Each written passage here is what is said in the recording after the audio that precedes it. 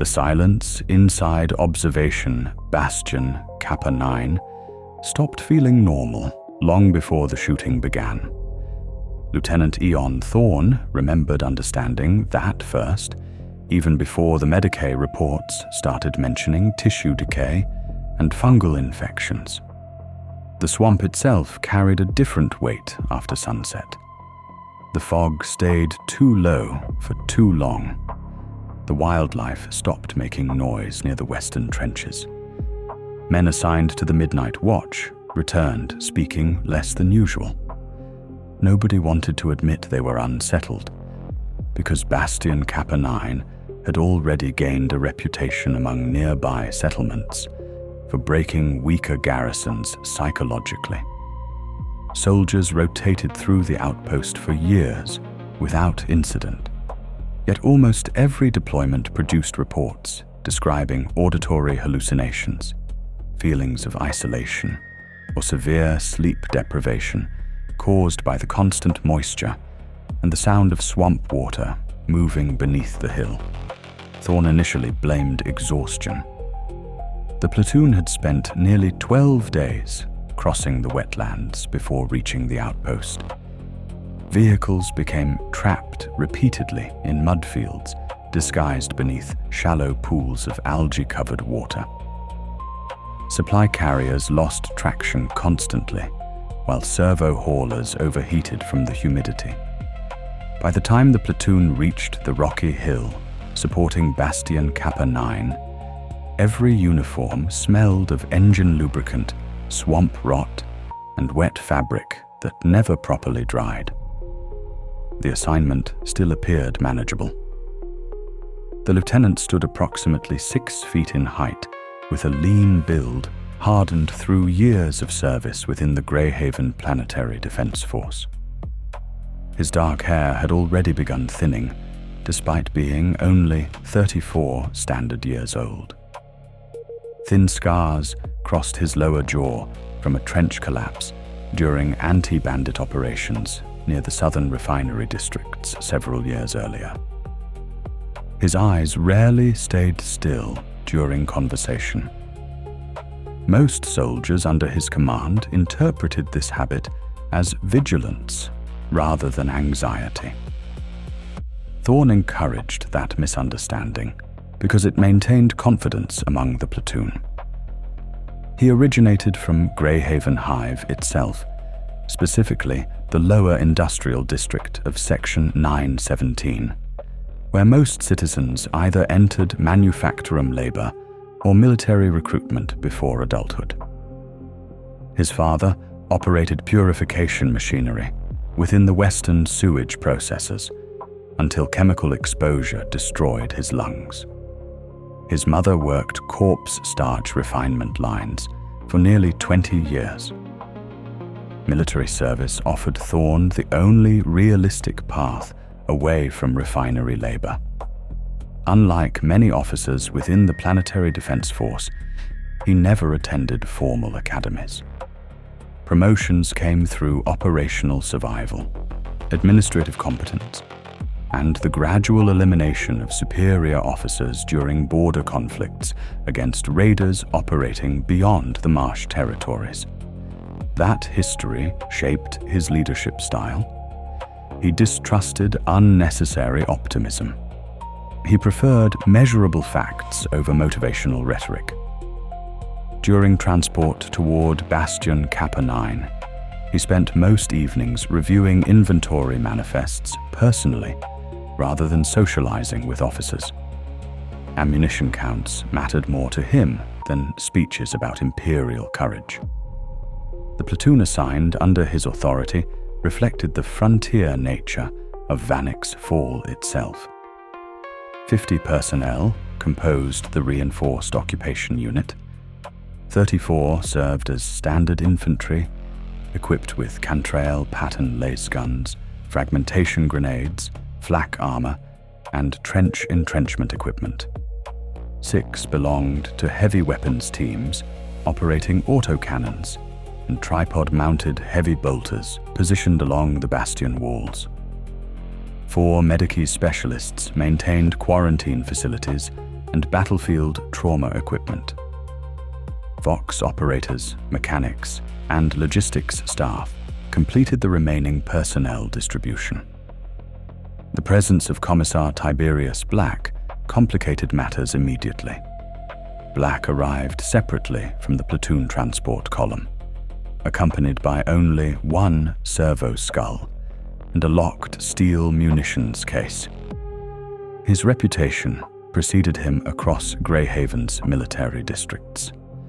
Stories described summary executions during food riots, disciplinary purges among retreating militia formations, and at least one incident involving the public hanging of officers accused of falsifying casualty reports. Nobody within the platoon expected warmth from him. They expected survival through fear. Physically, Black appeared older than official records suggested. His skin carried the pale tone common among upper hive officials who spent little time beneath natural sunlight. Deep wrinkles surrounded his mouth despite his controlled expression. The Commissar wore a black greatcoat, reinforced internally with armored plating, while a gold aquila rested prominently across his chest harness. His bolt pistol remained holstered openly during all interactions.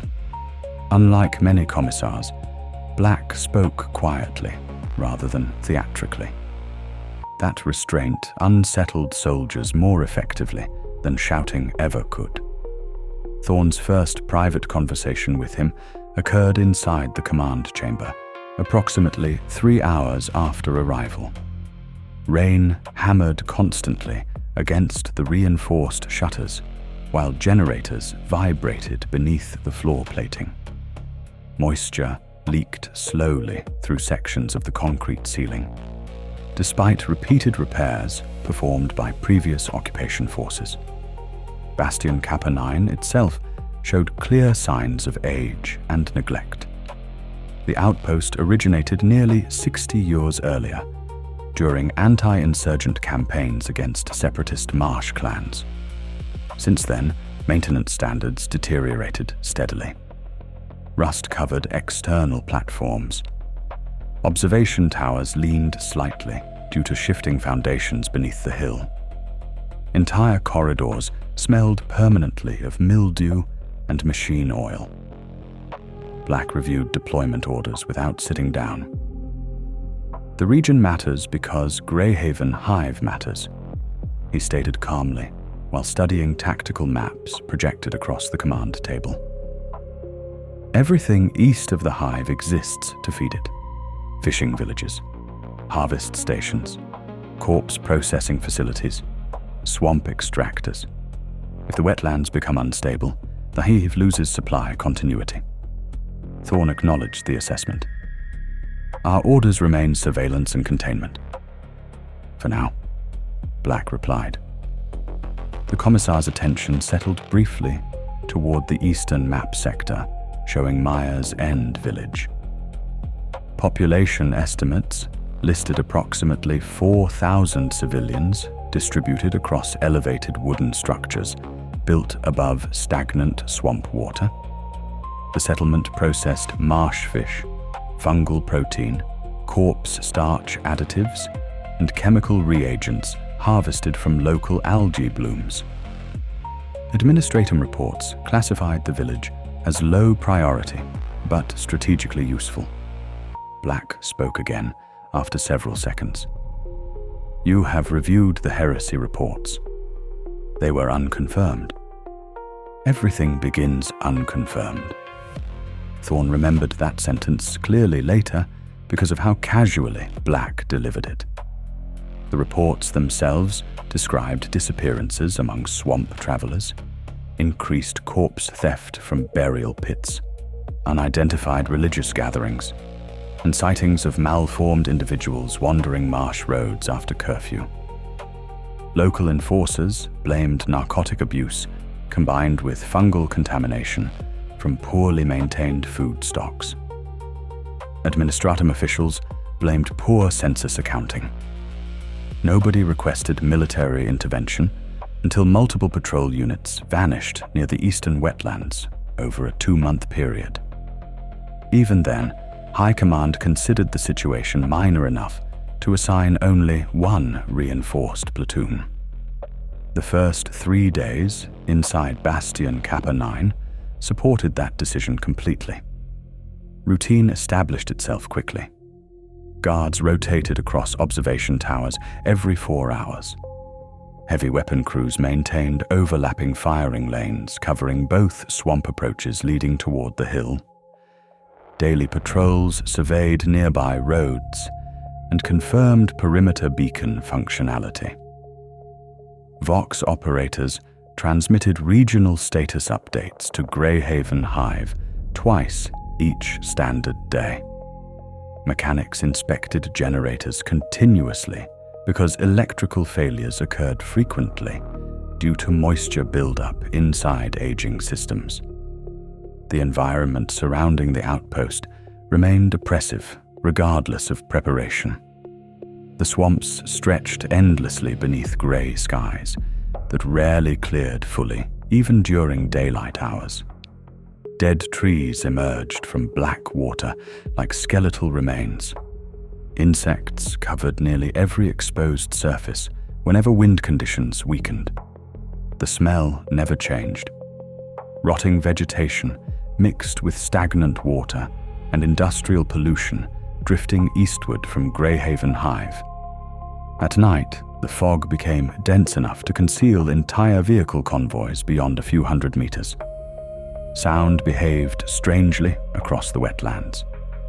Gunshots echoed for excessive distances. Movement through shallow water carried farther than expected. Some nights, soldiers reported hearing bells somewhere beyond the marshes, despite no settlements existing within range capable of producing them. Thorne documented everything carefully, but remained rational about conditions. Frontier worlds produced superstition easily.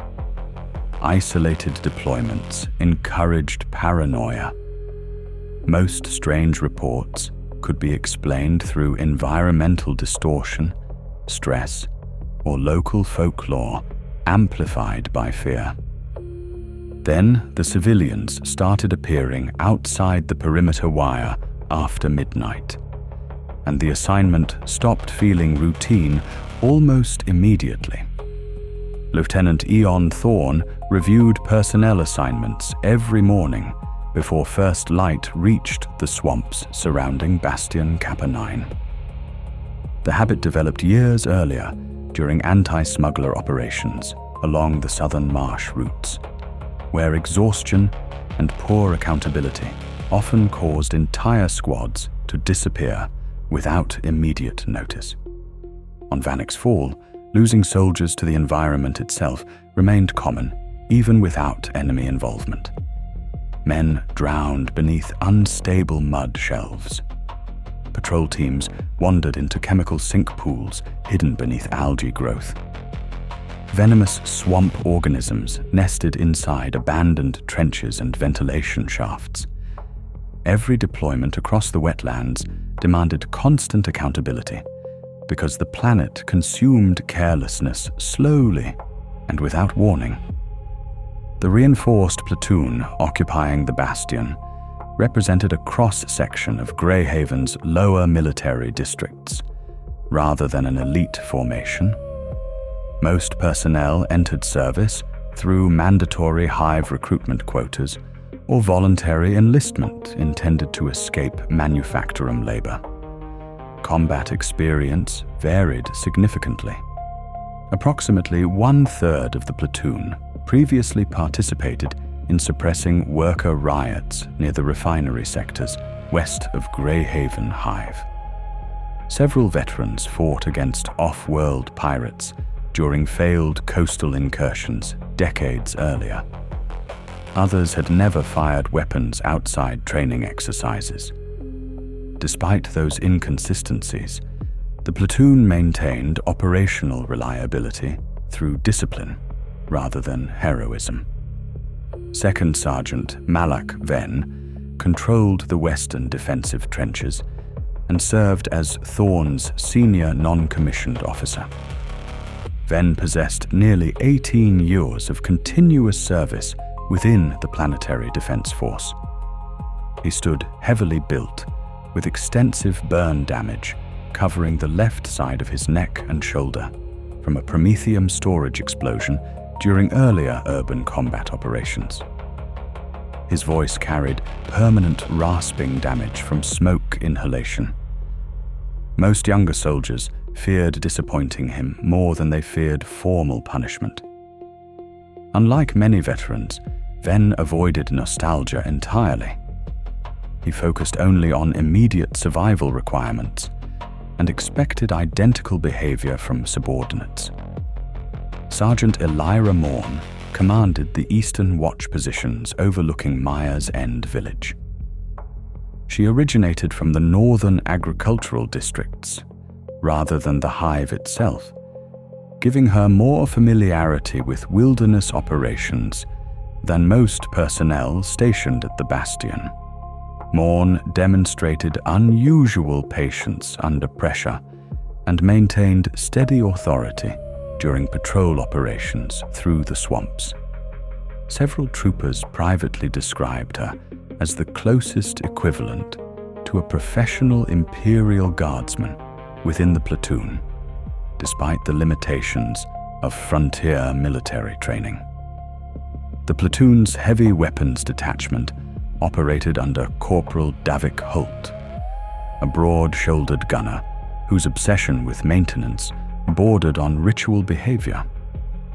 Holt inspected autocannon assemblies repeatedly throughout the day, regardless of combat conditions.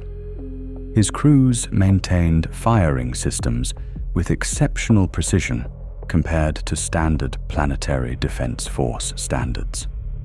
That diligence later became one of the primary reasons Bastion Kappa-Nine survived as long as it did once the siege began. The medicae division remained under Senior Medicae Orlan Brecht, a thin and exhausted-looking man nearing 50 standard years of age.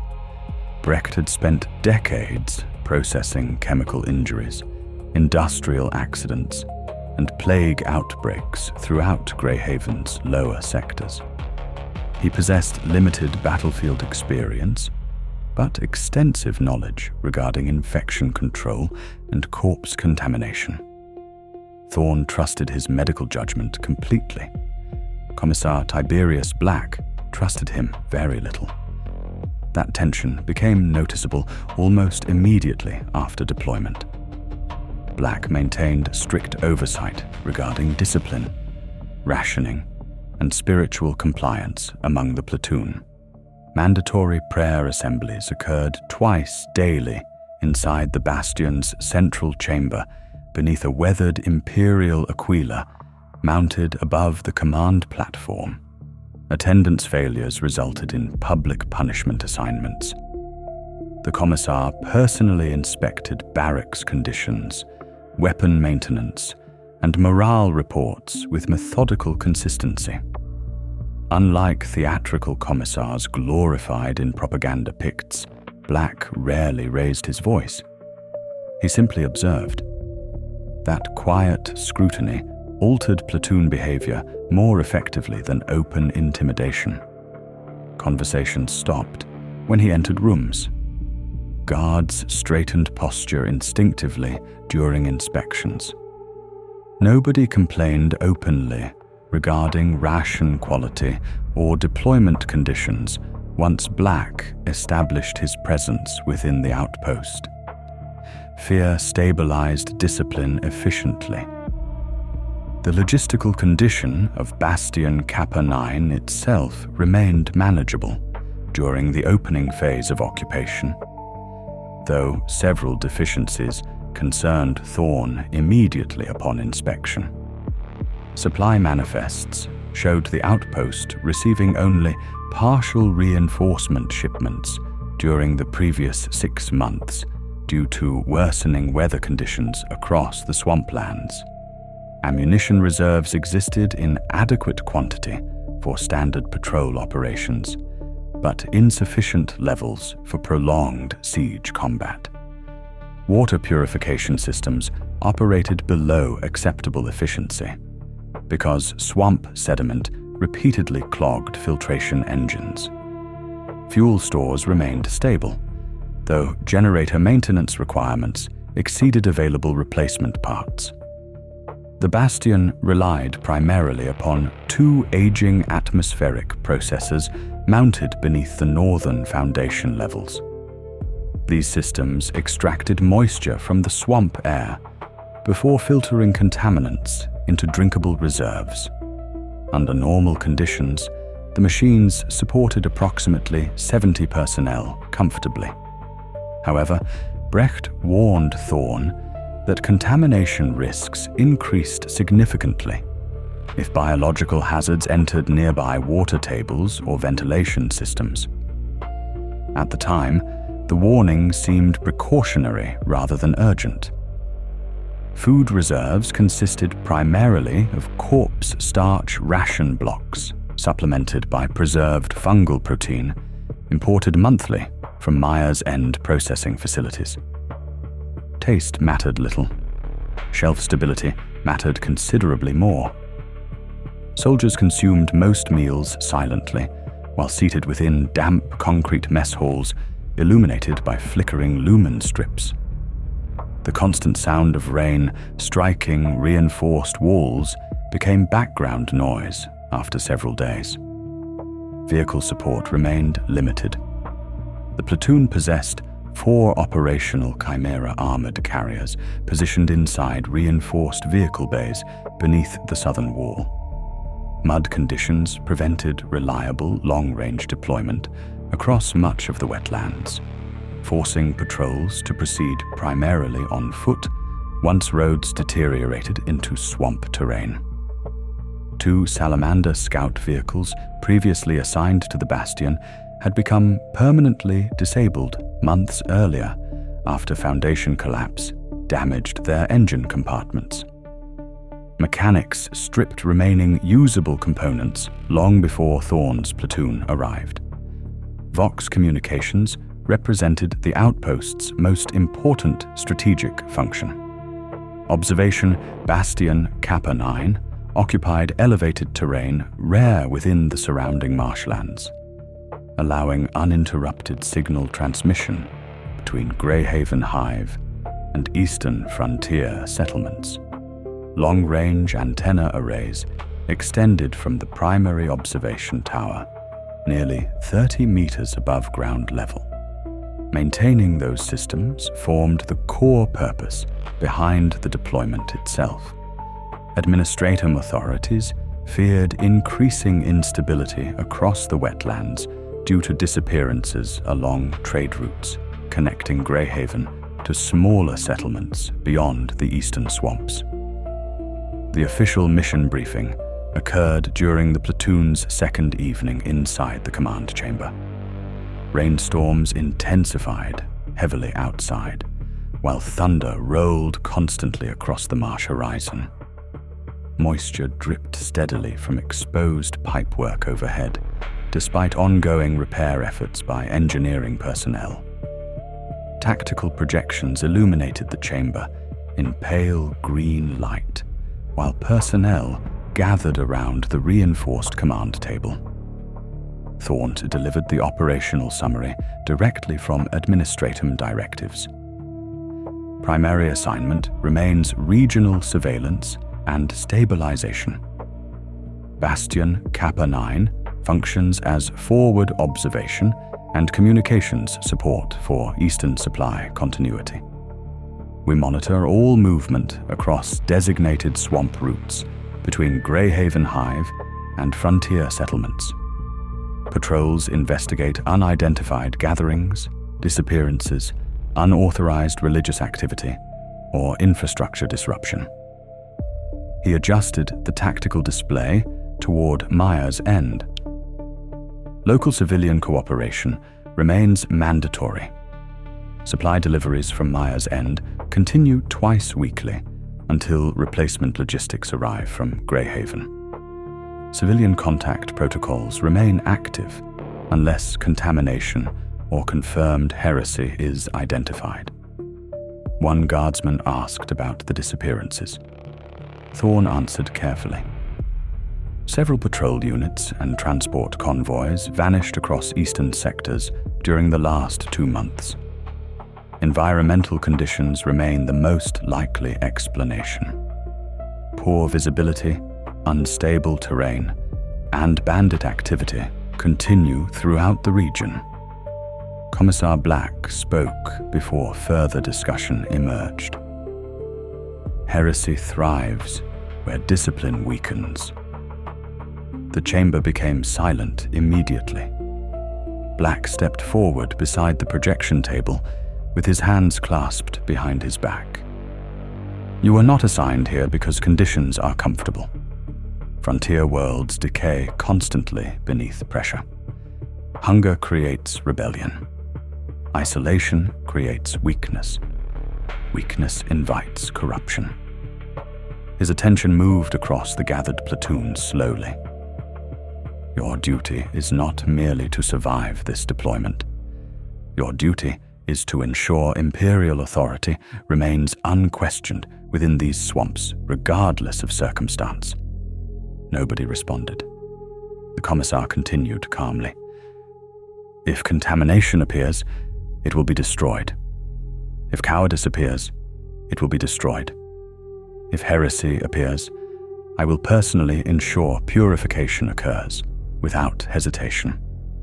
The statement lacked emotional intensity. That made it more believable.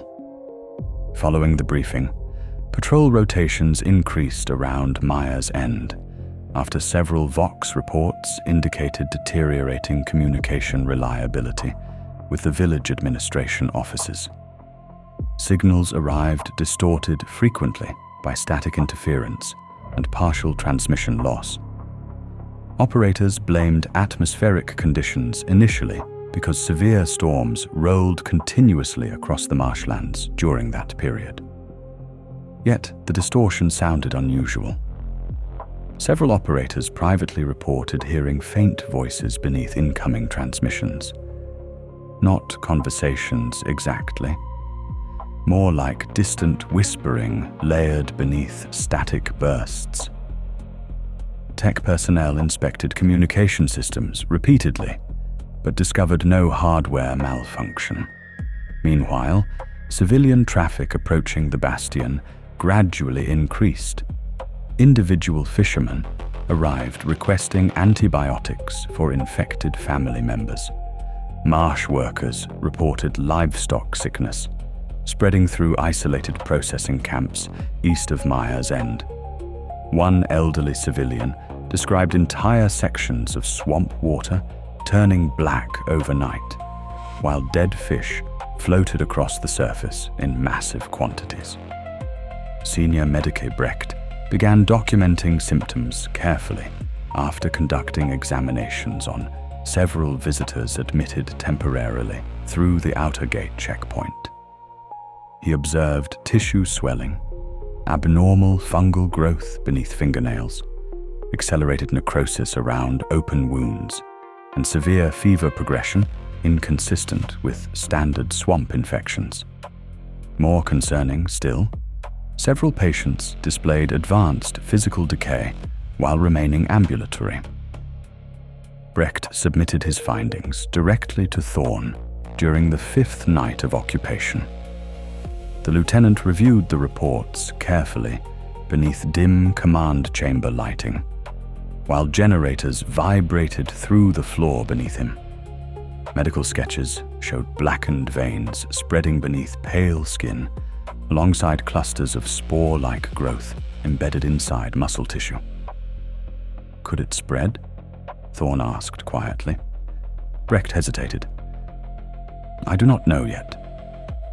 Outside the reinforced walls, the fog thickened again across the swamps surrounding Bastion Kappa-Nine. And somewhere far beyond the perimeter wire, bells began ringing faintly through the darkness once more. Thorne described the first stage of deployment as controlled discomfort rather than danger. That distinction mattered to him. Danger created clear decisions. Discomfort created slow mistakes. On Vannic's fall, every element of the environment worked against routine military order, without presenting an immediate target. Boots remained wet. Weapon grips became slick. Vox cables corroded faster than expected. Sleep cycles broke down because rain, insects, and generator vibration never stopped long enough for true silence.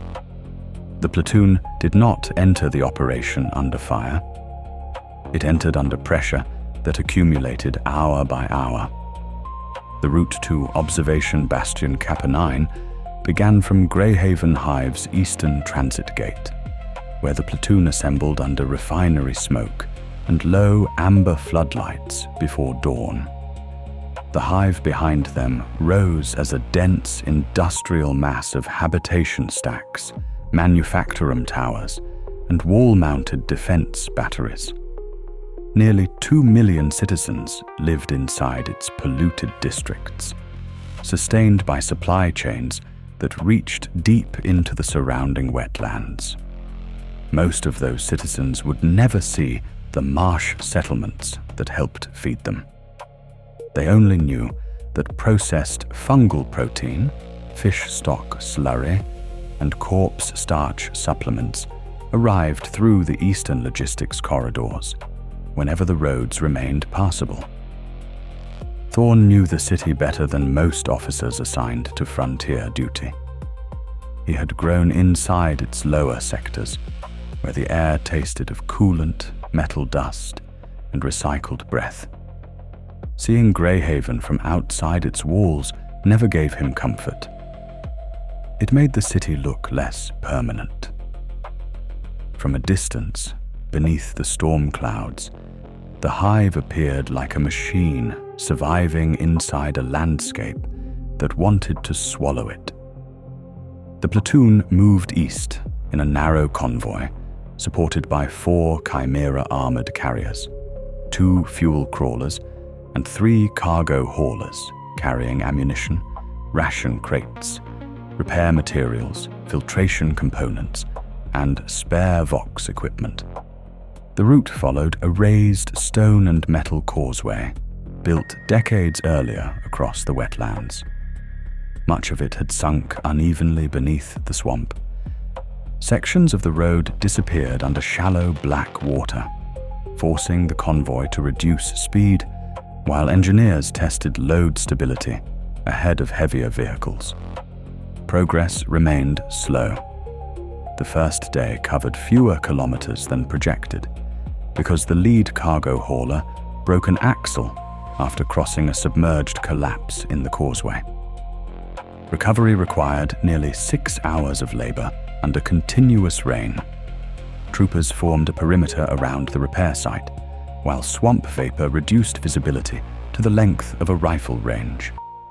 No enemy contact occurred. No hostile movement appeared. Yet the delay gave the platoon its first serious understanding of the terrain.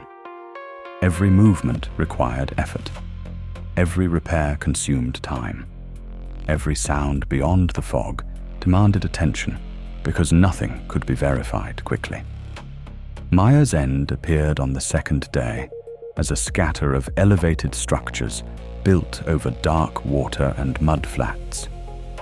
Wooden walkways connected homes, storage sheds, fishing platforms, and low processing houses, venting sour steam into the air. Most buildings rested on thick pylons driven into the marsh bed. Lanterns burned even in daylight because fog blocked much of the weak sun. The village population watched the convoy pass without celebration. Some citizens made the sign of the Aquila. Others simply stared from doorways with pale faces and waterproof cloaks wrapped tightly around their shoulders.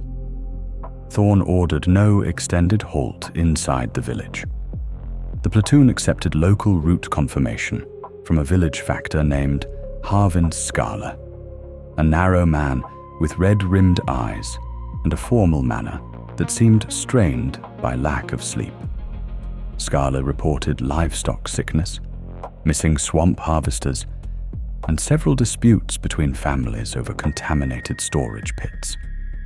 He insisted the situation remained local and manageable. His tone suggested he wanted the soldiers to continue toward the hill and not ask further questions. Commissar Black observed the exchange without speaking.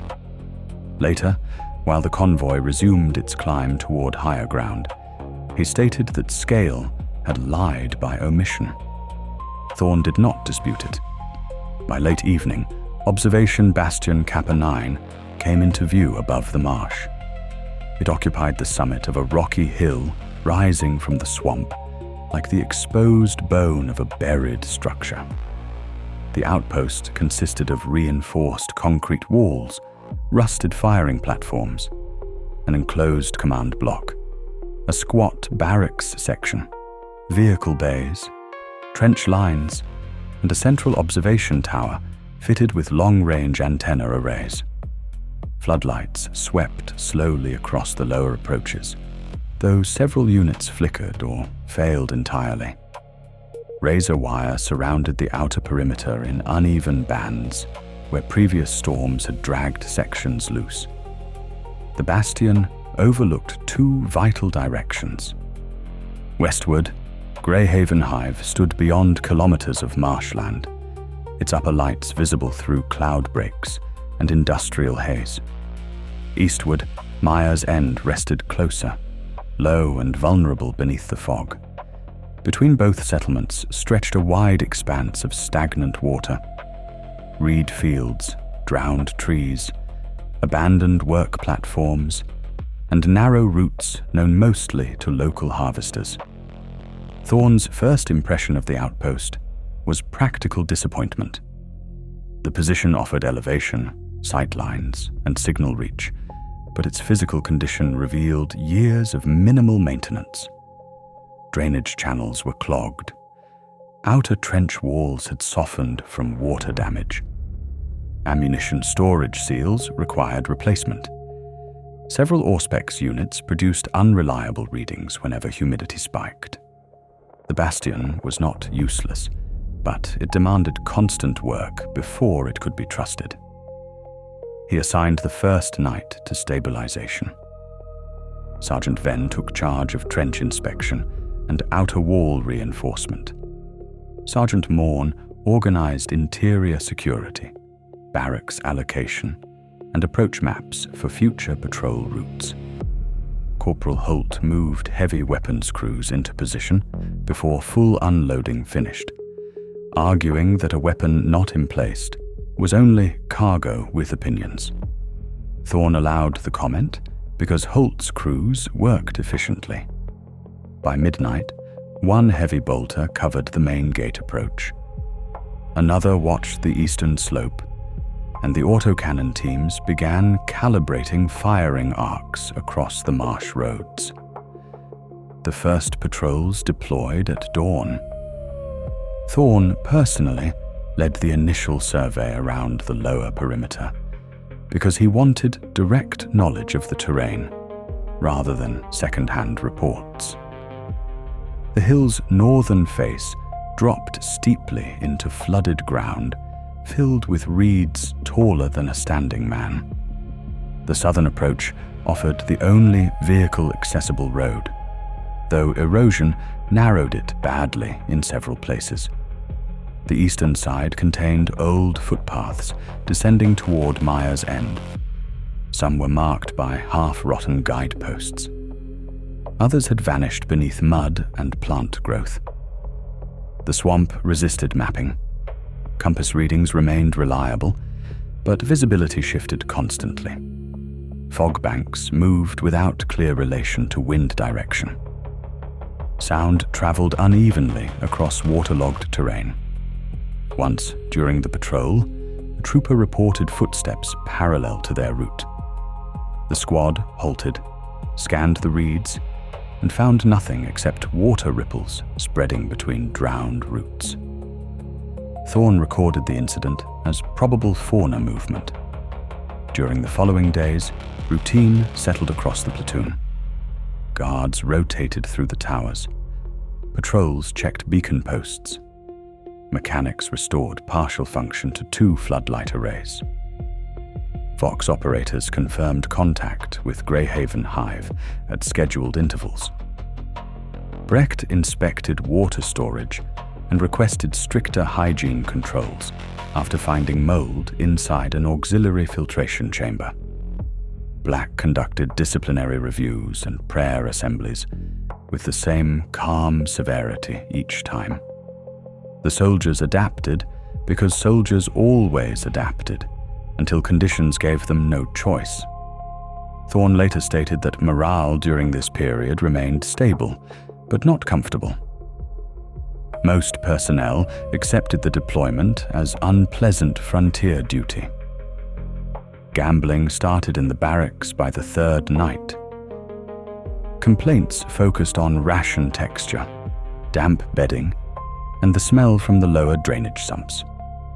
Nobody spoke seriously about invasion, plague, or large-scale collapse. The outpost felt isolated, but isolation was expected. The villagers looked exhausted, but frontier villagers always looked exhausted. The first irregularity occurred with the local deliveries. A supply cart from Mire's End arrived late, pulled by 2 sickly swamp drays and escorted by 4 civilians. The cargo contained fungal protein crates, dried fish strips, and sealed containers marked for corpse starch additive production. The manifest did not match the shipment weight. Several containers were underfilled.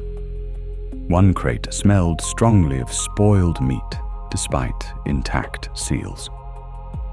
When questioned, the civilians blamed storage failure caused by flooding in the eastern processing sheds. Brecht examined one of the escorts after noticing dark lesions beneath the man's collar. The villager insisted it came from insect bites. His skin felt cold despite fever symptoms. His eyes appeared clouded but responsive. Brecht recommended isolation. Black recommended denial of entry. Thorne accepted the supplies only after external inspection and ordered the civilians turned back before sunset. That night, one of the tower sentries reported seeing lanterns in the swamp east of the bastion. The lights moved slowly in a loose line, then disappeared before a patrol could confirm their source. On the next evening, a woman from Mire's End arrived alone at the outer gate, asking for medicine for her son. She stood in the rain without proper clothing, shivering violently while clutching a soaked blanket to her chest. Her hands were swollen. Mud covered her legs to the knee. She claimed several families had fallen ill, and that village officials refused to send for help because they feared quarantine from Greyhaven. Thorne allowed Brecht to assess her outside the inner gate under armed supervision. The medicae's report changed the tone of the deployment. The woman showed advanced infection, severe tissue decay around the gums, blackened veins along the forearms, and fungal nodules embedded beneath the skin. She remained conscious despite symptoms that should have produced collapse. When Brecht attempted to clean one wound, she bit through the glove of an assistant medica with sudden force. The assistant suffered a shallow puncture wound before guards restrained her. Black executed the woman after she began convulsing and whispering phrases none of the soldiers could identify clearly. Thorne did not contest the order. The assistant medicae was quarantined immediately. Brecht began hourly observation and blood testing using the limited diagnostic equipment available inside the bastion. The wound appeared minor at first, By morning, the assistant developed fever, coughing, and discoloration around the bite mark. Thorne's later report identified that moment as the first point where deployment conditions moved beyond routine uncertainty. Not because one infected civilian had reached the outpost. Because she had crossed kilometers of swamp alone at night, in worsening physical condition, and still found the bastion gate with enough purpose to ask for entry. Thorne's assessment of the terrain changed after the first infected civilian reached the gate. Before that moment, the swamps around Bastion Kappa-Nine had been treated as a difficult operating environment. Afterward, they became part of the threat model. The difference was not emotional. It was tactical. The wetlands no longer represented empty ground between the outpost and Mire's end. They represented concealment, contamination, acoustic distortion, and uncontrolled approach vectors that could carry hostile movement within striking distance before detection became reliable. The hill supporting Observation Bastion Kappa-Nine remained the platoon's greatest advantage. It rose sharply from the marsh basin, high enough to give the bastion clear observation over several kilometers of surrounding lowland whenever fog conditions allowed. Its upper slopes consisted of dark stone, compacted clay, and old foundation rubble left from earlier construction phases. The southern road climbed gradually along the least steep face of the hill, making it the only practical route for vehicles. The northern and eastern sides dropped more aggressively into flooded ground, where movement required foot travel through mud, reeds, and shallow water. The western face opened toward Greyhaven Hive, giving the defenders a distant view of the city lights during clear intervals. Thorne understood immediately that elevation did not solve the problem. It only delayed it. The outpost had been built to observe movement, not withstand mass assault. Its walls were reinforced, but they were not fortress-grade. Its trenches were designed for short engagements against raiders, not continuous pressure. The outer wire created delay and channeling, but several sections had sagged from rust and storm damage. The southern gate possessed armored plating, yet its hinges showed corrosion and strain from years of poor maintenance. The observation tower provided sight range, but it also stood as an exposed structure visible from every direction across the wetlands. Bastion Kappa-Nine's defensive value came from geometry rather than strength. The hill narrowed enemy approaches naturally. Any force advancing directly against the outpost had to climb through mud, stone, and controlled fire lanes. Heavy bolters placed above the southern road could rake the main approach from elevated positions. Autocannon teams on the eastern platform could engage targets moving from Mire's end before they reached the lower wire, provided the fog was thin enough for proper identification. The western firing step covered the road toward Greyhaven, though Thorne considered that position lower priority during the early stages because no hostile movement had been reported from the Hive direction. The eastern slope concerned him most. It faced Mire's end and contained multiple old footpaths used by villagers, harvesters, and maintenance workers. Some paths were visible from the bastion during daylight. Others vanished beneath reed beds, shallow water, or collapsed guideposts. The terrain appeared open from above, but patrols discovered several depressions, where a standing adult could move almost completely concealed. Fog collected heavily along that side before drifting uphill at night. the infected woman had likely used one of those routes. That conclusion bothered Thorne more than he admitted in his formal report. If a sick civilian could reach the gate unseen, a larger group could do the same under worse weather. He ordered Sergeant Morn to conduct a complete survey of the eastern approaches without entering the village itself. The patrol moved at first light with 12 soldiers, 2 medicae observers, and 1 Vox operator. They found tracks along 3 separate paths leading from the swamp basin toward the hill. Some belonged to swamp drays and civilian boots. Others were bare footprints pressed deeply into the mud, irregularly spaced, and sometimes overlapping in dense clusters. Several impressions showed dragging marks consistent with injured movement. One path contained scraps of clothing caught on thorn growth near the lower fence. Morn reported no direct enemy contact. She did report smell. Not ordinary decay, not sewage runoff. The odor carried the sweetness of infected tissue mixed with wet fungal matter. It clung to the reeds even after rain passed through. Brecht collected samples from black residue found on several branches, then sealed them inside glass tubes for later inspection. Thorne ordered all patrol members through decontamination protocols on return. The measures were imperfect, but they imposed structure at a time when uncertainty began pressing against discipline. The northern marsh presented a different problem. It offered poor access to the hill, but excellent concealment.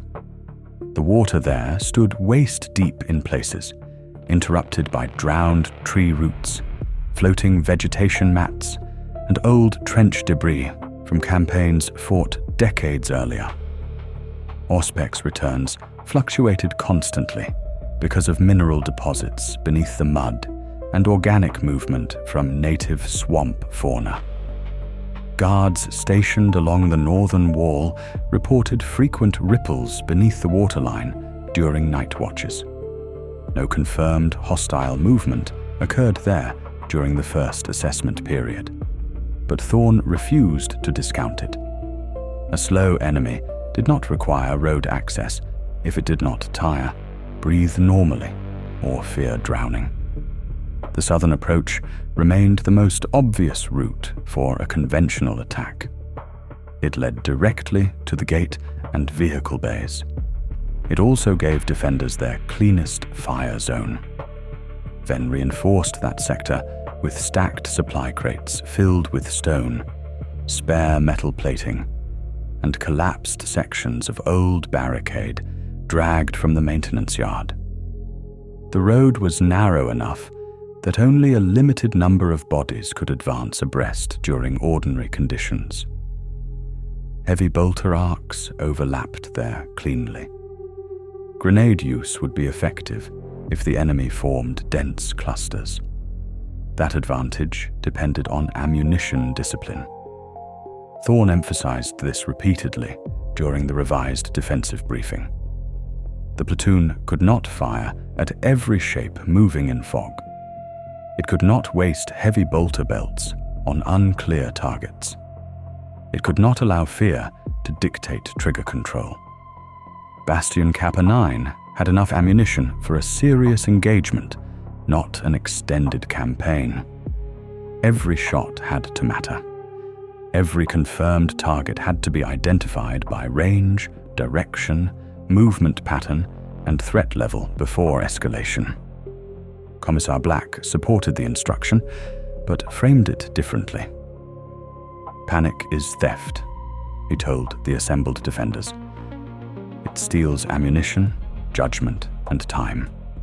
Any soldier who fires without discipline serves the enemy. The statement worked because it turned fear into misconduct. Thorne did not admire Black's methods, but he recognized their effectiveness. The environmental conditions continued to deteriorate as the deployment progressed. rain increased during the 4th and 5th days, turning lower trenches into channels of brown water.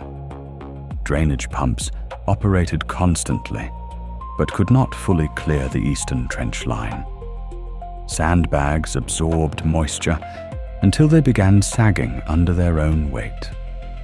Fungal growth appeared along the underside of wooden firing steps despite chemical treatment.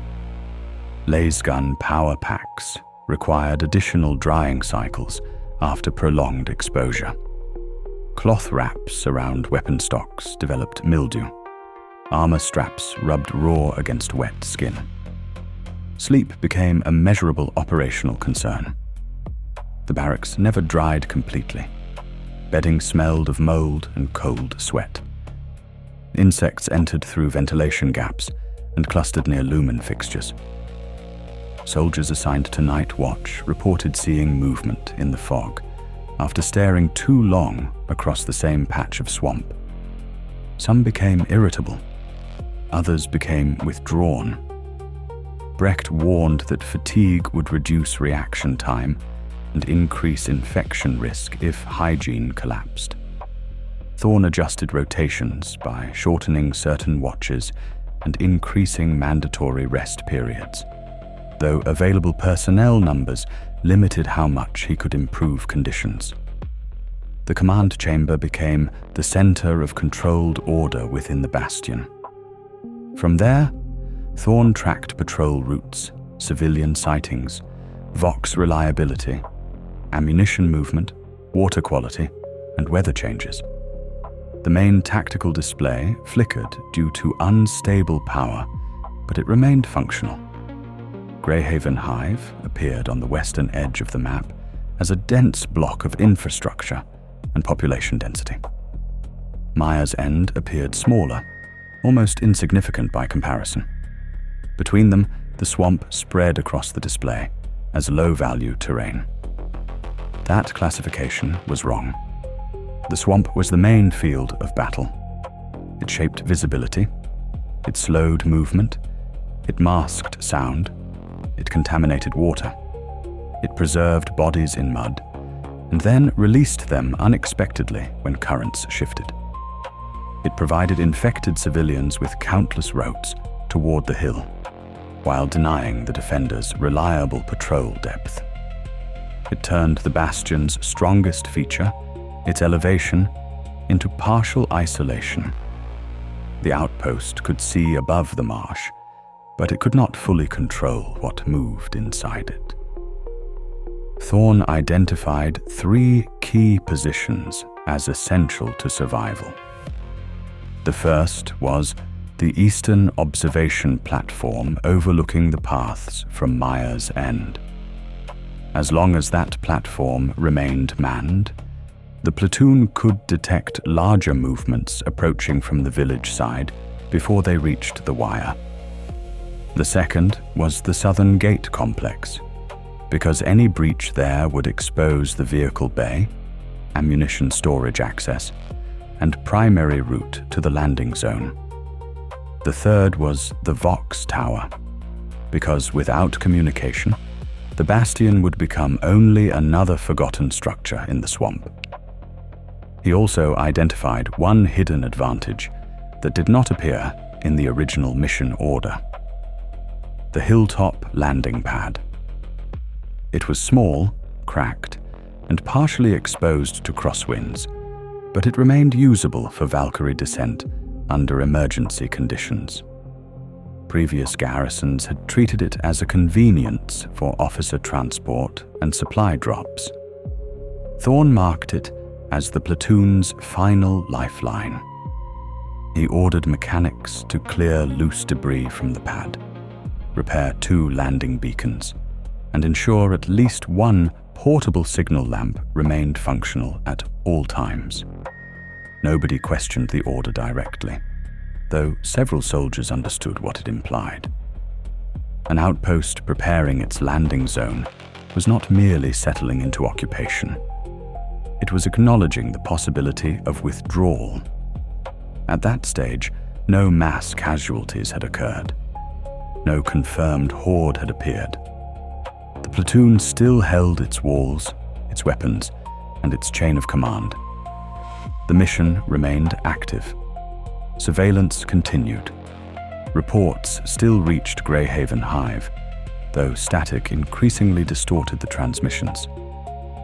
Yet Thorne's experience on the ground had already clarified the truth of Bastion Kappa-Nine. The defenders possessed elevation, prepared weapons, disciplined leadership, and a defensible perimeter. Against raiders, smugglers, or frightened civilians, those advantages would have been sufficient. Against an infection that could walk through marsh water, ignore pain, and approach under fog without concern for exposure, every advantage was temporary. First contact did not begin with a charge against the walls. It began with a pattern that became impossible to dismiss. Lieutenant Eon Thorne later described it as the moment when the swamp stopped producing incidents and began producing intent. The first confirmed contact occurred during the 6th evening of occupation, shortly after the Eastern Watch reported movement beyond the lower reed beds.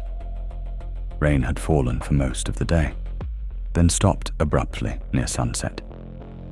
The absence of rainfall made the outpost feel exposed. Sound carried farther without the constant water striking concrete, and the fog thickened close to the ground until the lower marsh seemed covered by a pale, shifting layer of smoke. Sergeant Elira Morn commanded the eastern platform at the time. Her watch team observed 3 lanterns moving along one of the village paths from the direction of Mire's End. At first, the lights appeared consistent with civilian travel. Their pace was slow. Their spacing was uneven. They halted repeatedly, as if the carriers were struggling with the slope. Morn followed protocol and ordered the floodlights angled downward without immediately opening fire. The figures emerged gradually. There were 6 civilians, 4 adults, 1 elderly male, and 1 adolescent female estimated to be no older than 16 standard years. All wore the soaked work garments common to Mire's End harvesters. Their boots were gone. Mud reached their knees, and in some cases, higher along the thighs. Several carried no lanterns despite the darkness. One man held a rusted devotional icon against his chest with both hands, though his grip appeared too stiff to be natural. Morn challenged them from the wall and ordered them to halt outside the wire. Only 2 stopped. The others continued walking until the heavy bolter crew traversed toward them with an audible mechanical clack. That sound finally produced a response. The group slowed, then stood motionless in the floodlight beam. Their heads angled upward together, not quite in unison, but close enough for the sentries to notice. Thorne arrived on the eastern platform within minutes, accompanied by Commissar Tiberius Black and Senior Medicae Orlan Brecht. The lieutenant observed through magnoculars, while Morn reported the sequence. His first impression was that the civilians were severely ill.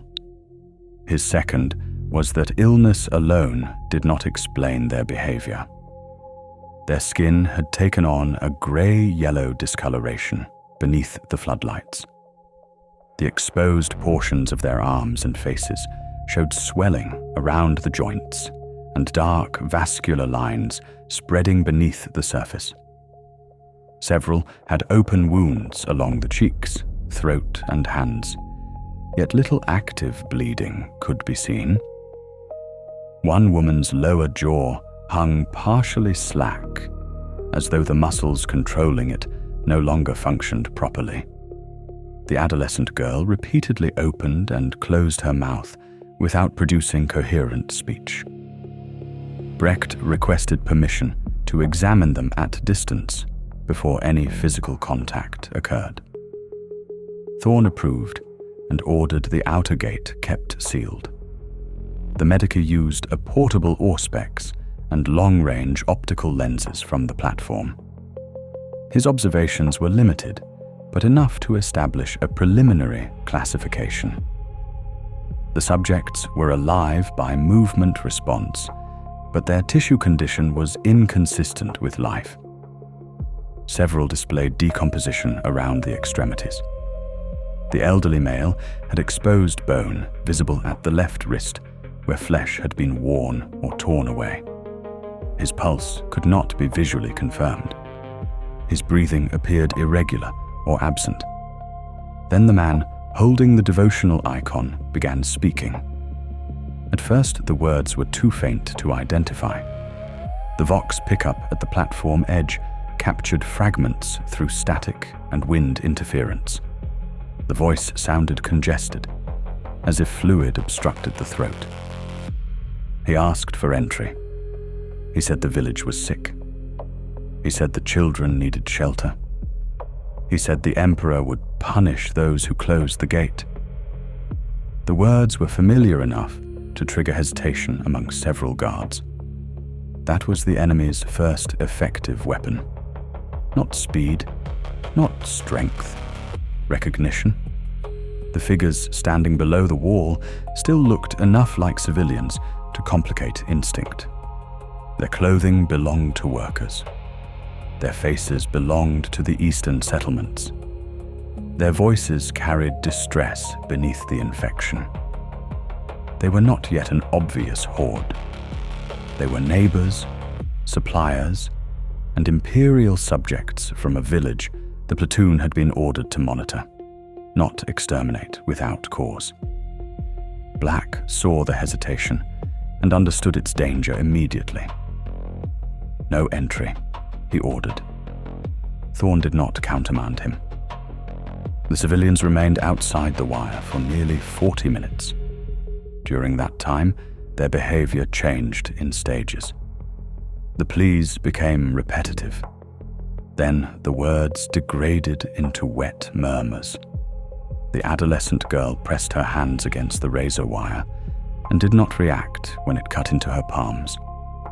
One adult male began striking his forehead slowly against a metal post, each impact leaving dark residue against the surface. The elderly man dropped the devotional icon into the mud, then stared directly toward the platform, as if listening to orders the defenders could not hear. The first act of aggression came without warning. One of the women lunged against the wire with enough force to drive the barbs deep into her chest and shoulder. She did not scream. She pushed forward instead, dragging herself through the obstruction, while strips of clothing and flesh caught along the metal.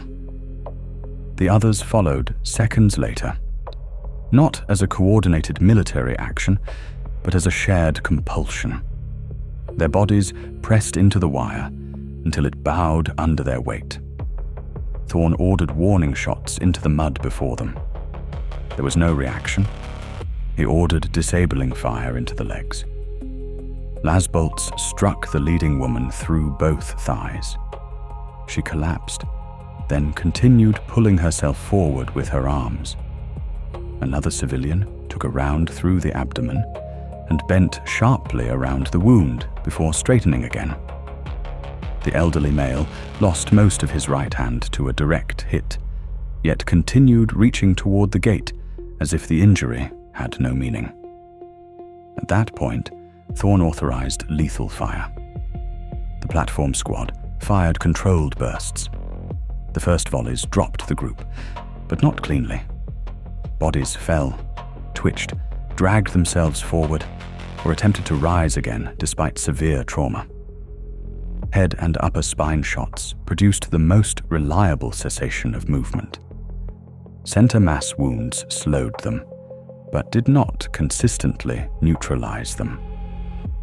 Thorne noted this in his report with deliberate precision, because it changed all future engagement protocols. The enemy was no longer to be assessed as human hostile personnel. The enemy was to be assessed as plague-animated biological threat forms retaining partial human structure, degraded motor control, and limited vocal mimicry. Brecht would later dispute the phrasing only because animated implied certainty regarding mechanism. He could not prove whether the subjects were dead, dying, possessed, or sustained by disease processes beyond standard pathology. What he could confirm was worse in practical terms. Their bodies functioned past normal limits. Their pain response was almost absent. Their blood was thick, dark, and contaminated with visible fungal matter. Their wounds emitted spores when ruptured by heat or force. Any close engagement carried unacceptable infection risk. Thorne ordered the remains burned outside the wire using promethium projected from a maintenance sprayer adapted by the mechanics. The process took longer than expected because the wet ground resisted ignition and the bodies contained large amounts of fluid. Smoke rose thickly across the eastern slope, carrying a sweet rot smell that reached the platform despite respirator cloths. Nobody spoke much afterward. The platoon had fired upon infected civilians. The action was tactically justified, medically necessary, and morally corrosive. Thorne recorded no disciplinary breakdown that evening, but he observed changes among the defenders. Soldiers cleaned weapons with more force than required. Several avoided looking toward Mire's end. One young trooper asked whether the villagers had still been alive when the order came. Sergeant Venn told him that the question was irrelevant. It was not irrelevant. It was merely unusable. Further contact followed before midnight. The eastern Auspex detected movement in several clusters across the lower marsh. The readings appeared and disappeared among water interference, but visual confirmation soon followed. Shapes moved between the reeds without lanterns. Some walked upright. Others dragged themselves through the mud. Their pace remained slow, but their direction was consistent. They were approaching the hill from multiple paths at once. The defenders watched under restricted fire orders while floodlights swept the marsh. Dozens of figures became visible in fragments, faces pale beneath wet hair, arms hanging at unnatural angles, work clothes torn open by swelling bodies, mouths moving in silent prayer or damaged imitation of speech. Some wore charms of the Imperial Creed. Others carried tools from fishing platforms, harvesting sheds, or corpse starch facilities. A few had wounds so severe that ordinary human movement should have been impossible. The enemy did not advance like soldiers. It accumulated. One figure became 5. 5 became 20. More shapes appeared behind them until the fog made counting unreliable. They did not use cover deliberately, yet the terrain concealed them anyway. They did not coordinate in recognizable formations, yet they converged toward the same defensive line. The swamp accepted their movement without hurry, as if releasing them from beneath its surface. Thorne refused to waste ammunition at extreme range. He ordered observation only until the closest infected crossed marked distance stakes below the eastern slope. When they did, the heavy bolter opened in short bursts. Lasergun teams followed with disciplined fire aimed above the chest. The first rank collapsed across the mud.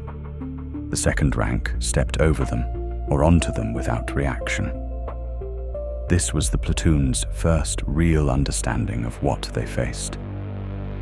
The plague victims were slow, but they did not withdraw. They were fragile in places, but not disabled by wounds that should have ended human movement.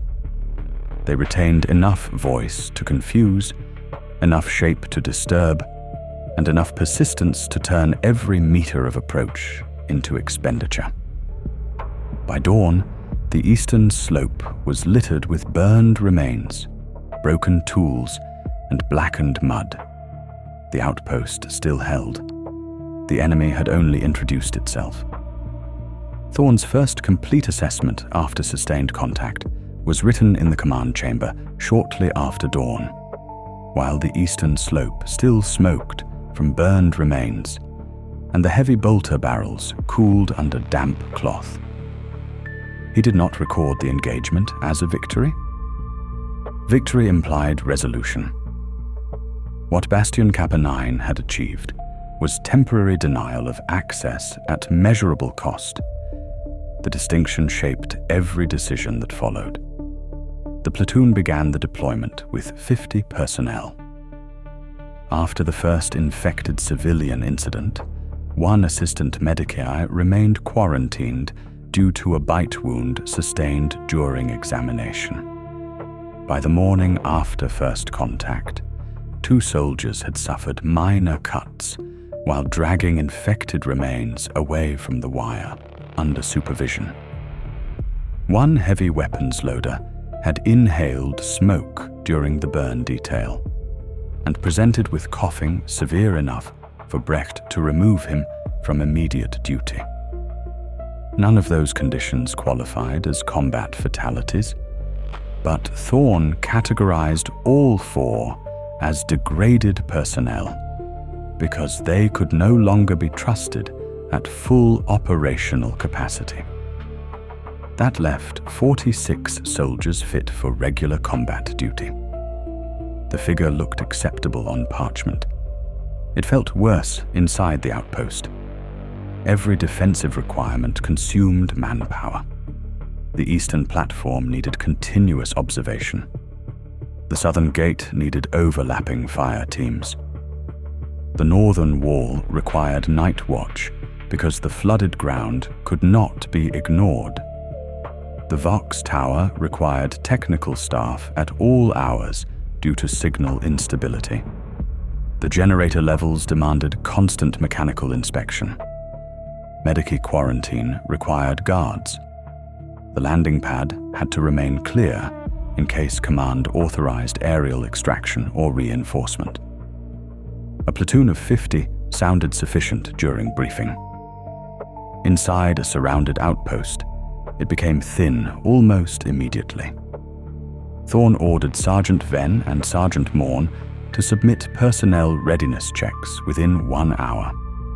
Their reports confirmed what he already suspected. Fatigue was spreading faster than injury. Several soldiers assigned to night fire teams had slept fewer than 4 uninterrupted hours across the last 2 cycles. Weapon handling remained disciplined, but reaction times had slowed. 2 troopers on Eastern Watch reported hearing voices from the marsh after the firing stopped, though no visual confirmation followed. One claimed the voices used the names of dead relatives. Thorne filed those reports under stress response, then quietly increased paired watch requirements, so no soldier observed the fog alone. Brecht's medical assessment remained more troubling. The quarantined assistant medicae, Joran Vale, had deteriorated rapidly despite the wound appearing shallow. His fever increased through the night. Dark discoloration spread from the bite mark across the forearm in branching lines. By dawn, swelling had reached the elbow. Vale remained conscious but confused. He complained of hearing bells and asked repeatedly whether his mother had arrived at the gate. His mother had been dead for 9 years, according to personnel records. Brecht requested permission to amputate the arm if deterioration continued. Black recommended execution. Thorne delayed both decisions for as long as practical. not from sentiment, but because Vale's condition provided data. The infection's progression rate mattered. Its symptoms mattered. The possibility of transmission through fluids, airborne spores, or skin contact mattered more than immediate mercy. Brecht understood this and hated it quietly. Supply accounting followed the casualty review. Ammunition expenditure during the first major contact exceeded Thorne's preferred limits, but remained within acceptable emergency margins. The eastern platform had consumed several hundred lace gun shots, multiple heavy bolter bursts, and a limited number of fragmentation grenades, used only after infected bodies began piling near the wire. The heavy bolters still possessed enough belts for several serious engagements, provided fire remained controlled. Autocannon ammunition remained mostly intact, because Thorne had reserved it for larger targets or dense concentrations beyond standard lasgun range. The greater concern was not immediate shortage. It was rate of consumption. If every wave required sustained fire to stop, the outpost could hold for days, at most, under escalating pressure. If infected numbers increased beyond dozens into hundreds, ammunition would become the true boundary between order and collapse. Water reserves presented a parallel concern. The primary atmospheric processes still functioned, but Brecht's samples from exterior residue and contaminated clothing suggested biological material could survive exposure to rainwater and mud. Thorne ordered all open collection basins sealed. Drinking water would come only from internal reserves and filtered stores until contamination risk could be quantified. That decision reduced available volume sharply. Rationing began the same morning. Food stores were adequate for weeks on paper, but several crates received from Mire's end were placed under quarantine after Brecht found abnormal fungal growth beneath the outer seals of 2 containers. The affected food had not yet been distributed. That fact prevented immediate panic, but it confirmed that local supply chains could no longer be trusted. Thorne ordered all future civilian deliveries refused, unless cleared by remote inspection and external burning protocols. In practice, this meant the Bastion was cut off from eastern support entirely. The mission objective remained unchanged despite the worsening conditions. Observation. Bastion Kappa-Nine existed to monitor the wetlands, maintain Vox transmission to Greyhaven Hive, and preserve Imperial control across the corridor between the Hive and Mire's end. Thorne could not abandon the post without authorization. He could not destroy the communications tower without severing the region's warning system. He could not evacuate civilians from Mire's end because the village was already unreliable, possibly compromised, and beyond the platoon's manpower capacity. That left one viable course: secure the outpost, maintain transmission, identify scale of infection, delay spread toward Greyhaven Hive. Thorne issued revised orders before midday. All external patrols were suspended unless tied directly to perimeter defense or critical repair. No civilian was to cross the outer wire alive, dead, wounded, or apparently uninfected. Challenge protocols remained in place only for identification and warning. Any individual showing signs of necrotic tissue, abnormal movement, incoherent prayer, loss of pain response, or aggressive advance after warning would be treated as hostile. Bodies were to be burned where they fell. Recovery outside the wire required full covering, respirator cloth, hooked tools, and overwatch from 2 firing positions. The eastern approach became the primary kill zone. Holt's heavy weapons crews repositioned sandbags and ammunition crates to create cleaner firing angles down the slope, then organized labor teams to reinforce the sagging wire with spare cable, sharpened scrap metal, and vehicle tow chains. Morn marked distance stakes with paint visible under floodlight, so fire teams could control engagement ranges more precisely. Mechanics repaired the second eastern floodlight by cannibalizing parts from a failed vehicle lamp. It flickered under load, but remained usable. The southern gate received additional barricades made from fuel drums filled with stone and damaged plating stripped from abandoned storage sheds. Thorne did not expect the first serious breach to occur there, but he understood that any enemy capable of reaching the gate in mass would place the entire compound at risk. The gate protected the vehicle bays, ammunition access corridor, and the clearest route to the landing pad. If it failed, the outpost interior would become a series of short corridors and blind corners. That outcome had to be avoided as long as possible. The Vox Tower became equally critical. Operators attempted scheduled contact with Greyhaven Hive 3 times during the day. The first transmission succeeded partially. Thorne reported infected civilian assaults, suspected plague contamination, unreliable communications with Mire's End, and requested quarantine authority across eastern supply routes. Greyhaven acknowledged receipt, though static corrupted several sections. The second transmission failed entirely. The third connected long enough for a Hive officer to demand confirmation that the outpost remained operational.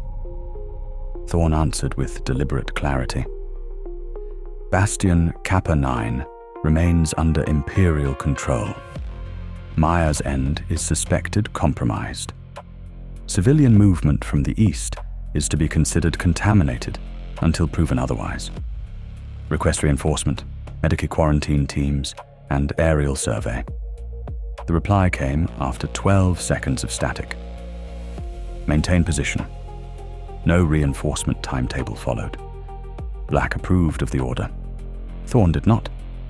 Approval was irrelevant. By late afternoon, movement resumed in the marsh. This time, the infected did not approach in a small group. Shapes gathered at the edge of visibility beyond the eastern reed beds, moving slowly through fog and shallow water. They remained outside effective lacegun range at first. Some stood motionless for long periods. Others swayed, collapsed, rose again, or turned their heads toward the outpost as if responding to sound. The count shifted constantly as fog covered and revealed them. Morn estimated at least 80 visible bodies before nightfall. Holt believed the actual number was higher. Thorne refused long-range fire. He ordered the defenders to watch, count, and conserve. That restraint became difficult when the voices began. The infected called from the marsh in broken fragments. They asked for water. They asked for mothers, sons, officers, priests, and entry. Some repeated phrases spoken by soldiers earlier in the deployment. One voice imitated the challenge call used by the eastern sentries. Another repeated Thorne's name, slowly and incorrectly, for nearly 20 minutes. No soldier admitted fear during the evening inspection. Their faces made admission unnecessary. Inside quarantine, Joran Vale's condition collapsed near sunset. Brecht reported uncontrolled bleeding from the gums, severe swelling, and fungal growth emerging beneath the fingernails. Vale became violent when restrained and attempted to bite one of the guards through a canvas sleeve. Black entered the quarantine chamber with 2 armed soldiers. and gave Thorne one final look for objection. Thorne gave none. The execution was suppressed by the chamber walls, but everyone nearby heard the bolt pistol discharge. Brecht burned the body under sealed conditions afterward. He submitted no complaint. He only updated the infection timeline and marked the bite-to-terminal aggression period at less than 2 standard days. That data confirmed the worst operational assumption. Any wounded soldier exposed to infected saliva, blood, or tissue could become an internal threat before relief arrived. By nightfall, Thorne's assessment was complete. The platoon had no confirmed combat deaths from enemy fire because the enemy did not use weapons in a conventional sense. Instead, the platoon had suffered its first loss to contamination, several degraded personnel, measurable ammunition depletion, reduced water confidence, quarantined food reserves, damaged morale, and strategic isolation from the village they had been ordered to observe. The outpost remained secure. The mission objective remained active. But the battle had changed shape. Bastion Kappa-Nine was no longer watching the outbreak from a hill. It was holding the first line between a dead village and a living hive. Thorne executed the primary mission objective under conditions that no longer matched the original order, but he did not consider the order void.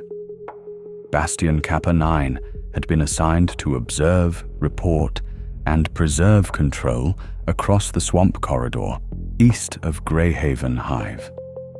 By the time the infected gathered in visible numbers below the eastern slope, observation alone was no longer sufficient.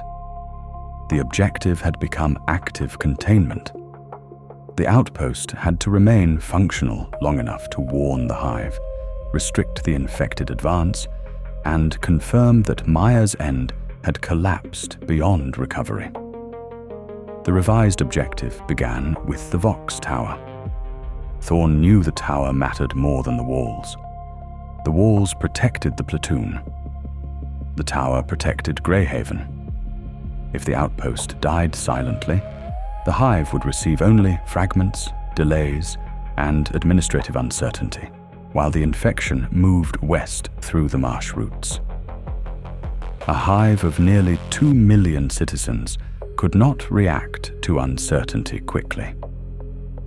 It required confirmation, classification, and command authority. The tower had to keep transmitting even if every other system in the bastion began to fail.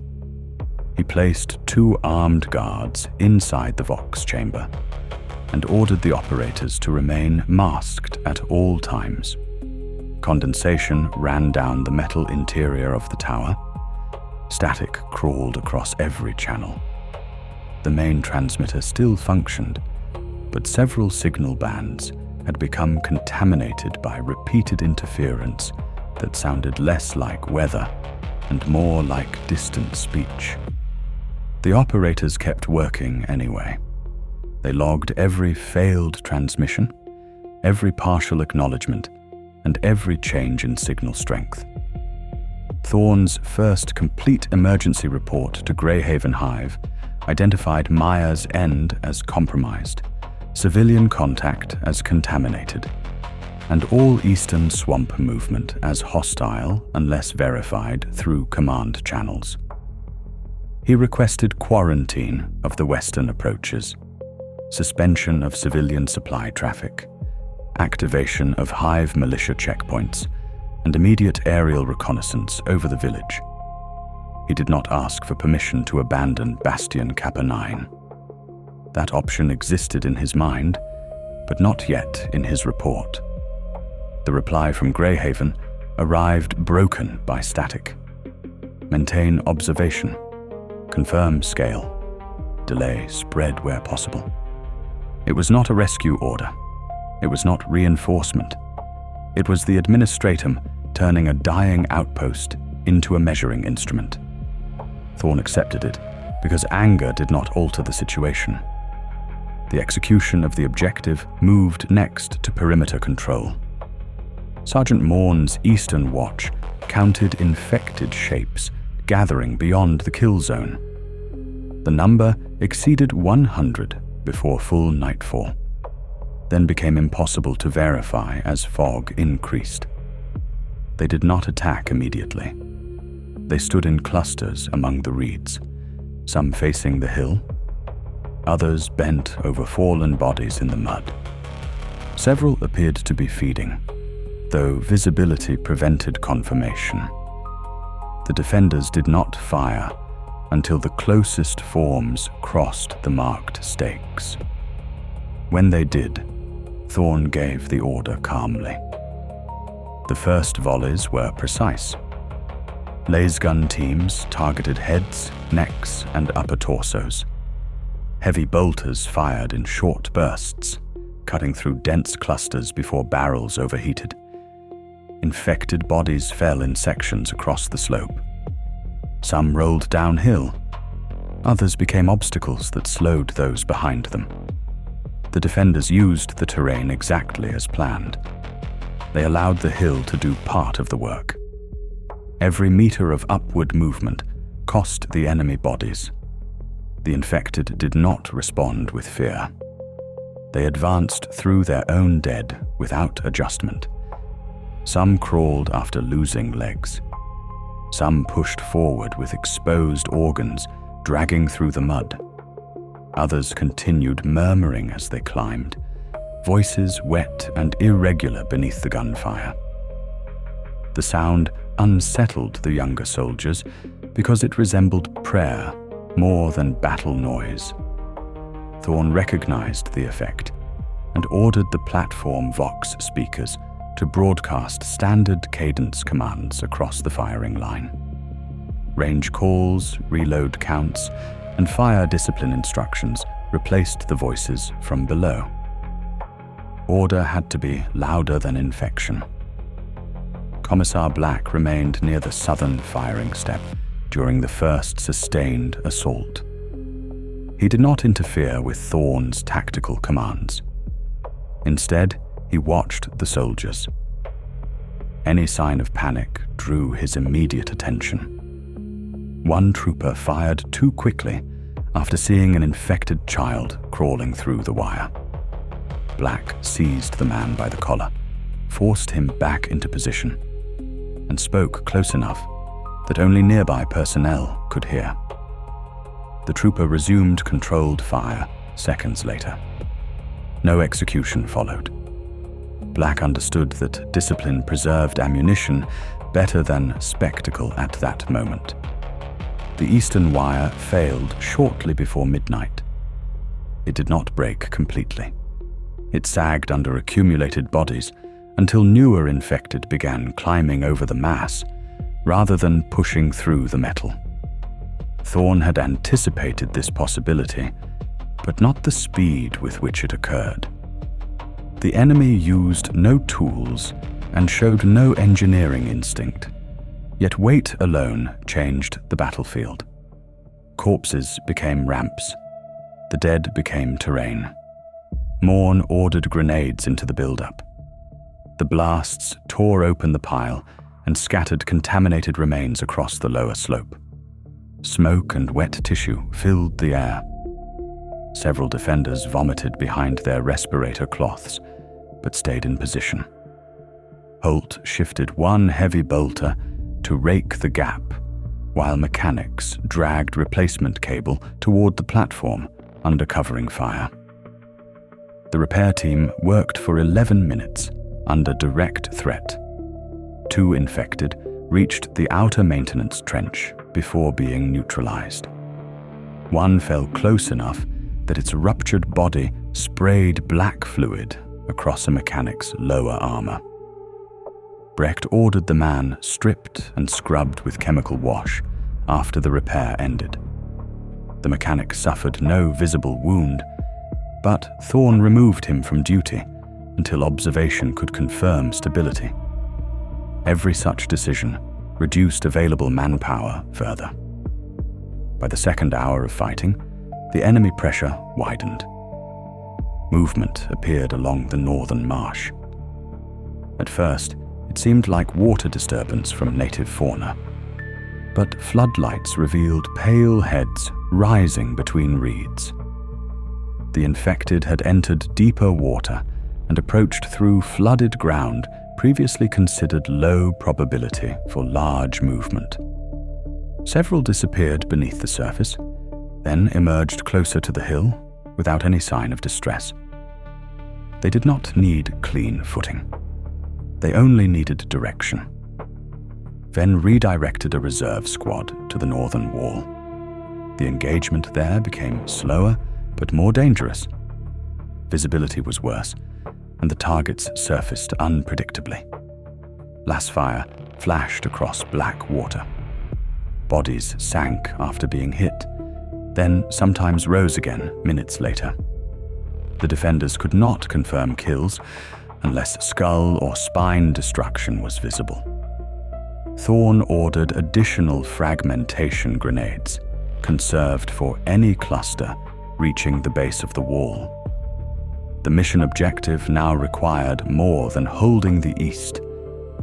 It required preventing the outpost from being surrounded in a way that blinded the tower, cut off the landing pad, or forced internal withdrawal before the final report could be sent. Thorne returned to the command chamber after confirming the northern response. He dictated a second emergency transmission, while gunfire shook the walls below. Confirmed mass infection. Enemy forms retain locomotion after catastrophic trauma. Conventional center mass fire insufficient. Mire's end presumed total loss. Infected movement observed from eastern and northern marsh approaches. Bastion remains operational. Ammunition expenditure increasing. Request immediate quarantine authority for Greyhaven Eastern Gate and aerial interdiction between swamp corridor markers 7 and 12. The transmission broke twice before completion. The third attempt carried enough signal for partial acknowledgement. Greyhaven ordered him to continue reporting. No Valkyrie was assigned yet. Thorne did not relay that detail to the platoon. Near dawn, the first assault weakened. Not because the infected retreated, but because the bodies nearest the hill had been destroyed faster than new ones could cross the marsh. The slope below the eastern wall had become a field of burned remains, churned mud, and damaged wire. Smoke drifted against the floodlights. The smell entered the outpost through ventilation seams, despite sealed shutters. Thorne walked the firing line personally as the soldiers counted ammunition and checked for wounds. He spoke little. He looked at hands, eyes, armor seals, exposed skin, and weapon barrels. He asked each squad leader for numbers, not impressions. Remaining personnel fit for combat had fallen again through exhaustion, exposure risk, and quarantine holds, though the outpost had not yet suffered the open collapse that would come later. The objective had been executed for one more night. The tower still transmitted. The hive had been warned. The infected had been delayed at the hill. The eastern route remained blocked by fire and barricade. The platoon had proven the enemy could be resisted with discipline, elevation, and controlled ammunition use. It had also proven something worse. Bastion Kappa-Nine could hold the line only while supplies, visibility, and human endurance lasted. The plague did not need to win quickly. It only needed to keep arriving. The route to extraction began before any aircraft entered visual range. Thorne understood that extraction was not an event. It was a sequence of failures that had to be controlled long enough for a few surviving personnel to reach the landing pad. Bastion Kappa-Nine still possessed walls, weapons, and command structure, but each element had become unstable. The outpost was no longer defending a fixed position for long-term occupation. It was narrowing itself toward one usable point of departure. The order arrived after the second emergency transmission broke into static and returned with only partial acknowledgement from Greyhaven Hive. The reply was short, corrupted by interference, and repeated twice by the Vox operator before Thorne accepted it as valid. Valkyrie inbound, estimated arrival uncertain. Maintain landing beacon, prepare priority survivors, and confirmed intelligence package. No exact time followed. No escort formation was named. No guarantee of repeat approach was provided. Thorne treated that absence as a tactical condition. The platoon had to assume only one aircraft would come, that it might arrive late, that visibility might prevent immediate landing, and that the outpost would have to hold the pad until the final minute. He ordered the landing zone cleared again, despite the rain and ash drifting across the hilltop. Mechanics dragged broken antenna braces, empty fuel drums, and loose debris away from the cracked surface, while sentries covered the western parapet. The pad lights flickered under unstable power. One landing beacon functioned consistently. The second required manual cycling every few minutes to keep its signal alive. Supplies were sorted into 3 categories. Ammunition remained with active defenders. Medical supplies moved with Brecht and the wounded, who could still be transported without risking immediate infection. Intelligence materials were sealed inside 2 hardened cases containing Vox logs, medicae notes, tissue sample records, map corrections, casualty reports, and Thorne's written classification of the infected. The cases mattered because Greyhaven needed more than warning. It needed evidence strong enough to justify quarantine measures before panic, politics, and administratum delay weakened the response. Food was abandoned almost entirely. Water was distributed in sealed canteens to those assigned to the extraction group, though several containers were already questionable due to contamination risk. Heavy weapons could not be moved. Vehicle evacuation was impossible. The chimeras remained inside the bays, useful only as barricade mass if the southern gate failed. Thorne ordered fuel drained from one damaged carrier and repositioned near the gate in case controlled ignition became necessary. Time became the central handicap. No one knew when the Valkyrie would arrive. The outpost could not begin full withdrawal too early, because abandoning firing positions would invite immediate breach. It could not wait too long, because the landing pad required personnel ready to board once the aircraft descended. Thorne divided the remaining force into defensive layers, then held the southern gate with the strongest surviving riflemen and one heavy bolter team. Morn covered the eastern platform with exhausted but steady shooters.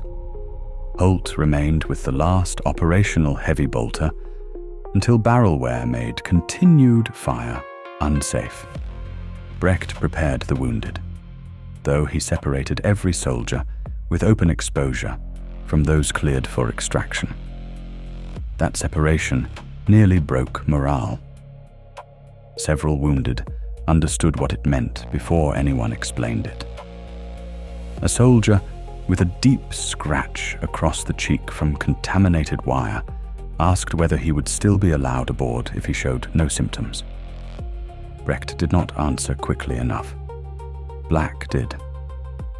No exposed personnel leave this bastion unless cleared by medicae authority and command. The soldier stared at Thorne afterward, not at the Commissar. Thorne confirmed the order. It was correct. It was also cruel in the exact way survival often becomes cruel when infection enters command decisions.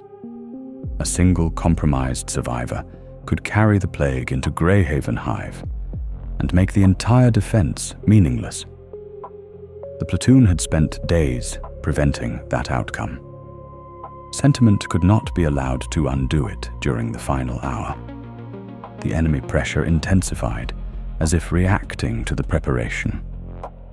Movement thickened along the eastern slope first. The infected advanced through fog in greater numbers than before, stepping over burned remains from previous assaults. Some wore the uniforms of local enforcers. Others wore village work gear, stiff with mud and dried blood. Several had swollen bodies split open by internal pressure, yet they continued climbing. The floodlights caught pale faces, blackened mouths, and eyes filmed over until they reflected light like wet stone. They still used voices. Some called for entry. Some repeated prayers.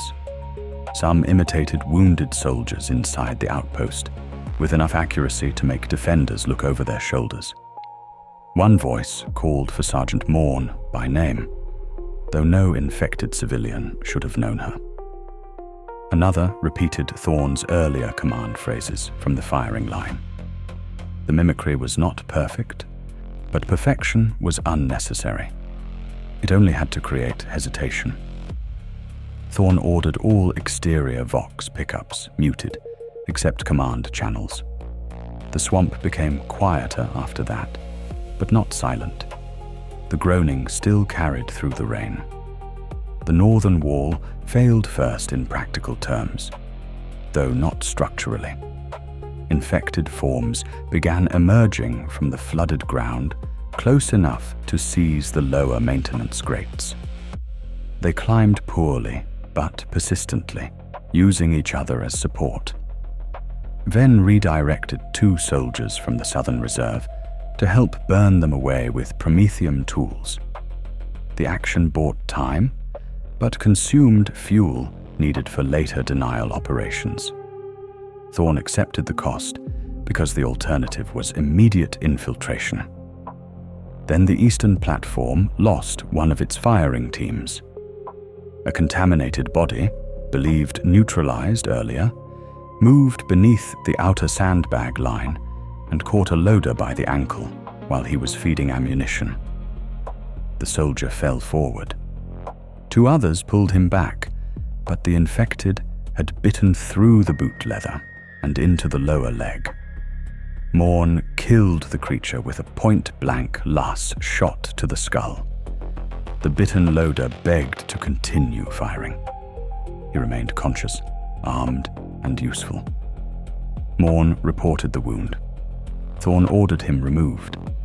The man resisted until Black arrived. No speech was given. No accusation was made. The loader was taken to quarantine under guard, while the platform continued firing with 1 fewer pair of hands. The route to extraction shortened further. Thorne moved the intelligence cases to the stairwell beneath the landing pad. He assigned 2 soldiers to carry them if he fell. He ordered Brecht to prepare only those wounded who could move under their own power or be carried by 1 person. Anyone requiring a stretcher would slow the group beyond acceptable limits. Brecht objected once, quietly. Thorne rejected the objection without anger. By then, the outpost had entered its final defensive shape. The survivors were no longer spread evenly. They formed a corridor from the command block to the landing pad, with fighting positions at each choke point. Ammunition boxes were dragged closer to the stairs. Doors behind the route were sealed or welded shut where possible. The barracks wing was abandoned after infected bodies appeared outside its rear windows. The mess hall was cleared and left dark. Generator levels remained active, but undermanned. If power failed, the landing beacon would have to run on portable cells. The handicaps accumulated faster than solutions. Rain reduced visibility across the pad. Smoke from burned bodies drifted upward and interfered with signal lamps. The wounded moved slowly. The exhausted made small mistakes. Several soldiers had hearing damage from sustained firing inside enclosed positions. Respirator cloths became wet and difficult to breathe through. Ammunition remained usable, but no longer plentiful. Grenades were nearly gone. Heavy bolter reserves had fallen to a level Holt described as enough for one serious correction. Not another battle. Shortly before the Valkyrie's first signal appeared, the southern gate began to buckle. The infected had reached it in mass from the road approach, not quickly, but in enough numbers that weight became a weapon. Bodies pressed against barricades. Hands pushed through gaps. Faces crushed against metal plating without pain response. Ven's defenders fired downward through murder slots until steam rose from hot barrels. The gate held, but the barricades behind it shifted with each impact. Black moved to the gate line with bolt pistol drawn and chainsword active. His presence there was not symbolic. He knew the southern gate controlled the extraction route's flank. If it failed too soon, the survivors would be cut off before reaching the pad. Thorne received the Valkyrie's broken approach call through the tower vox seconds later. Aircraft inbound from west. Low visibility. Mark landing zone. He ordered the beacon activated continuously. The landing pad lights flickered, strengthened, then dimmed as the generator coughed through a power drop. Mechanics switched to portable reserve cells. The beacon resumed, weaker but visible. At that moment, the outpost's final problem became clear. The aircraft could reach them. The survivors still had to cross the exposed upper yard under rain, smoke, poor light, wounded movement, contaminated air, failing power, and enemy pressure from two collapsing approaches. Thorne gathered the remaining extraction group at the stairwell and gave no speech. There was no time for one, and speeches did not move bodies faster. He only confirmed the order. Cases first. Wounded in the center. Weapons outward. No one stops unless ordered. Then the southern gate gave its first full metallic scream. The final movement to the landing pad began when the southern gate screamed under pressure for the second time. Thorne did not wait for the third.